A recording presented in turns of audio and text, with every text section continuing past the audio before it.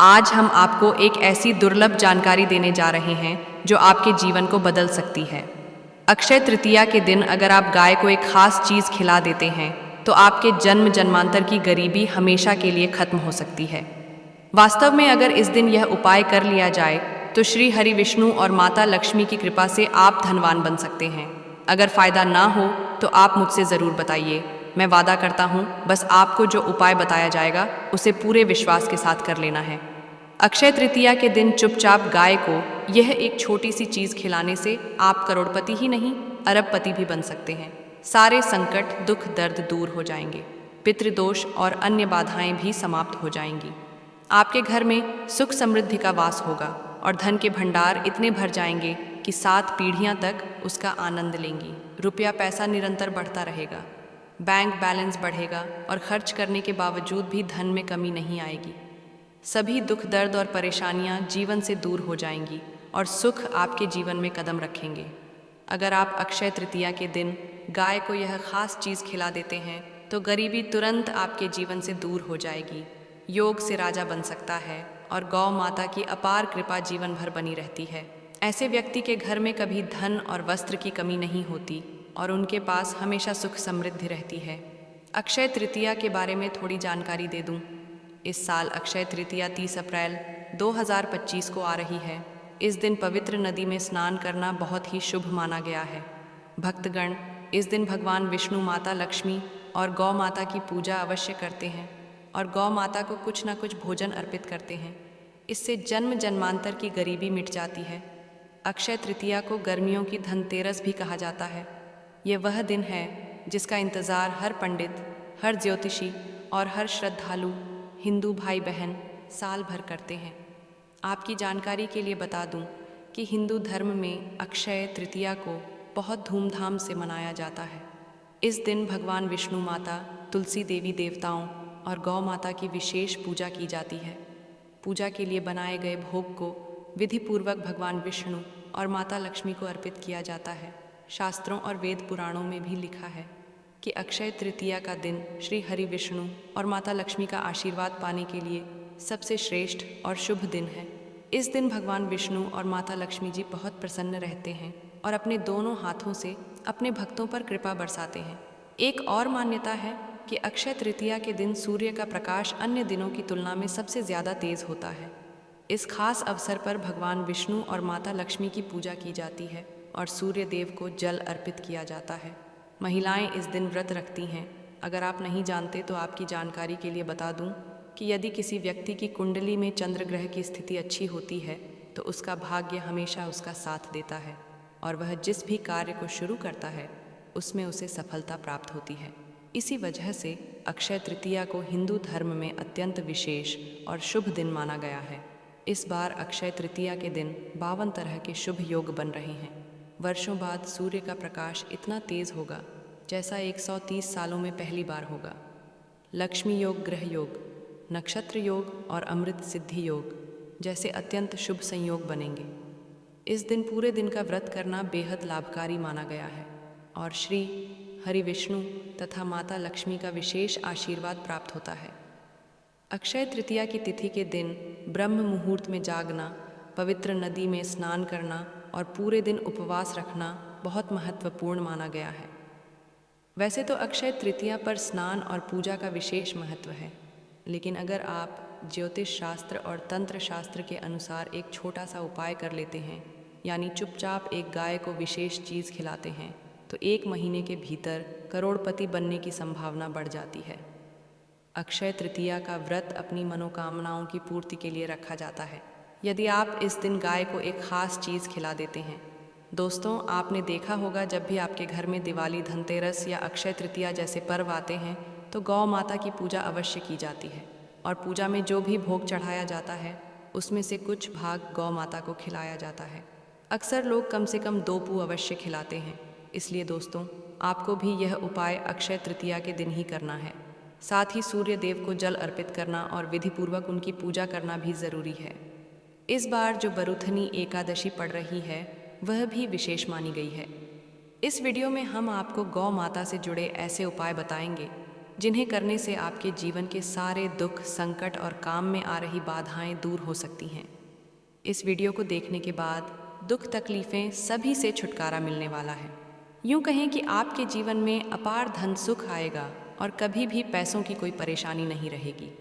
आपकी किस्मत इतनी तेज़ हो जाएगी कि आप धन प्राप्ति के योग्य बन जाएंगे और जीवन में हमेशा धन और समृद्धि का भंडार आपके घर में भरा रहेगा। आपको कभी भी धन और वस्त्रों की कमी नहीं होगी। आपको बता दें कि इस होली पर भगवान विष्णु की पूजा के साथ साथ हनुमान जी मंगल देवता और भगवान शनिदेव की पूजा भी ज़रूर करनी चाहिए, क्योंकि इस दिन अगर आप हनुमान जी और मंगल देवता और शनिदेव की पूजा करते हैं तो कुंडली में मौजूद मंगल ग्रह से जुड़े दोष भी समाप्त हो जाते हैं और व्यक्ति के जीवन में सुख, समृद्धि और धन की प्राप्ति होती है। उसकी सभी मनोकामनाएं भी पूरी होती हैं। गाय से जुड़े उपाय बताने से पहले हम एक और सरल उपाय बता रहे हैं जिसे ज़रूर करना चाहिए। शाम के समय आंवले के पेड़ के नीचे सरसों के तेल का चौमुखी दीपक जलाएं। आटे का दीपक बनाकर उसमें 4 बातियां लगाएं, फिर उसमें सरसों का तेल डालकर जलाएं।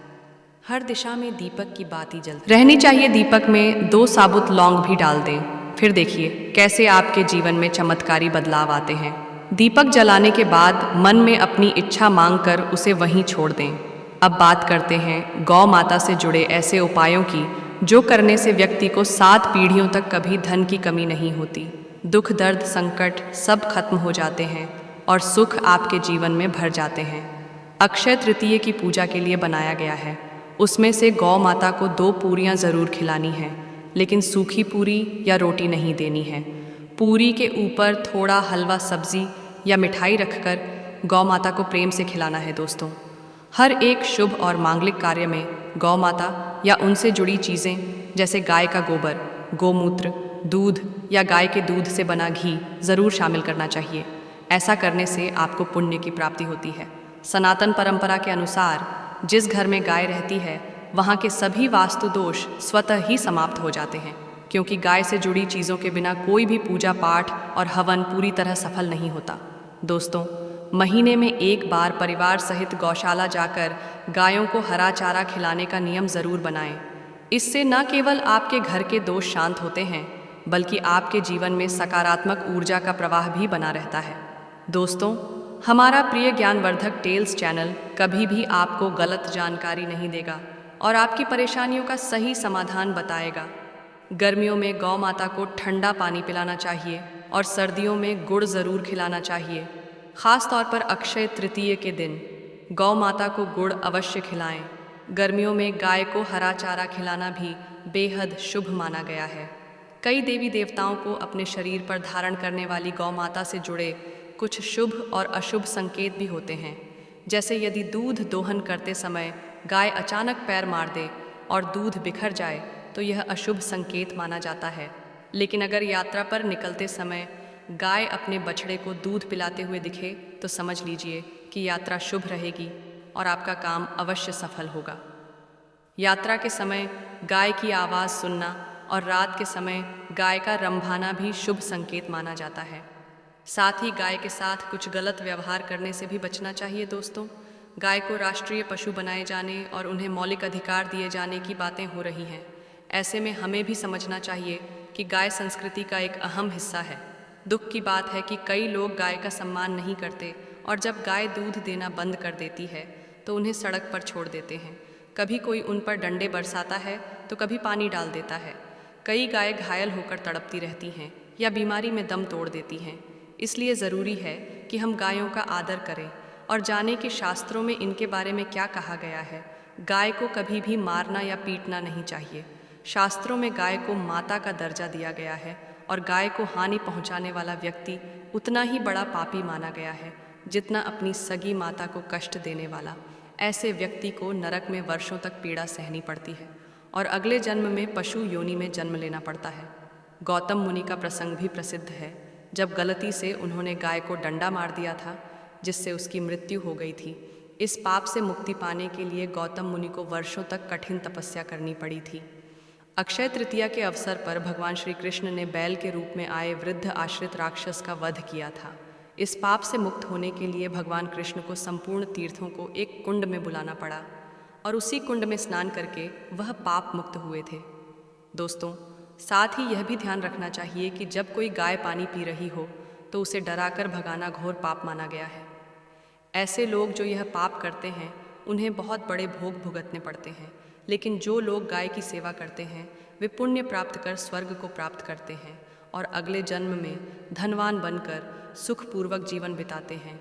और साथ ही साथ आराम कर रही गाय को कभी भी कष्ट देकर उठाना नहीं चाहिए। ऐसा करने से पिछले जन्मों में किए गए पापों से मुक्ति मिलती है और व्यक्ति को गोलोक धाम में स्थान प्राप्त होता है। जो लोग गाय को डंडा मारकर या पानी डालकर उठाते हैं वे भारी पाप के भागी बनते हैं और अगले जन्म में उन्हें दर दर भटकना पड़ता है। उन्हें भोजन कराते हैं और अच्छे से पालन पोषण करते हैं। उनकी सभी मनोकामनाएं पूर्ण होती हैं। गाय के बछड़े को पीने के लिए जो दूध बचता है वही मनुष्य को लेना चाहिए, लेकिन कुछ लोग लालचवश बछड़े के लिए छोड़े गए दूध को भी निकाल लेते हैं, जो कि बड़ा पाप माना गया है। ऐसे दूध को लेने और पीने वाले भी पाप के भागी बनते हैं। दोस्तों, शास्त्रों में यह भी कहा गया है कि गौवंश यानी गाय और बैल की पीठ पर बैठना भी महापाप होता है। ऐसा करने वाले को नरक का दुख भोगना पड़ता है। नंदी जी जो महादेव के वाहन हैं, उन्होंने अपनी इच्छा से भगवान शिव की सवारी बनने का वचन दिया था। अक्षय तृतीया के दिन रोटी गुड़ और चारा खिलाना चाहिए। दोस्तों, जिस घर में गाय होती है वहाँ वास्तु दोष अपने आप समाप्त हो जाते हैं। आप प्रतिदिन ताज़ी रोटी बनाएं और यदि गाय के लिए रोटी बना रहे हैं तो उसे तुरंत ही गाय को खिला दें। आटे की 11 लोइयाँ बनाएं, उन पर हल्दी लगाकर गाय को खिलाएं। फिर गाय के चरण स्पर्श करें और यदि संभव हो तो गाय की 7 बार परिक्रमा करें। ऐसा करने से जीवन की सभी समस्याएं दूर होने लगती हैं और सफलता प्राप्त होती है। जब भी गाय को रोटी दें तो उसमें हल्दी मिश्री या थोड़ा घी अवश्य लगाएं। गाय को सूखी रोटी कभी भी नहीं खिलानी चाहिए। कुछ न कुछ मीठा या शुभ सामग्री रोटी पर लगाकर ही गाय को दें। ऐसा करने से आपके कार्य सफल होते हैं और शुभ फलों की प्राप्ति होती है। दोस्तों, ये छोटे छोटे उपाय आपके जीवन में बड़ा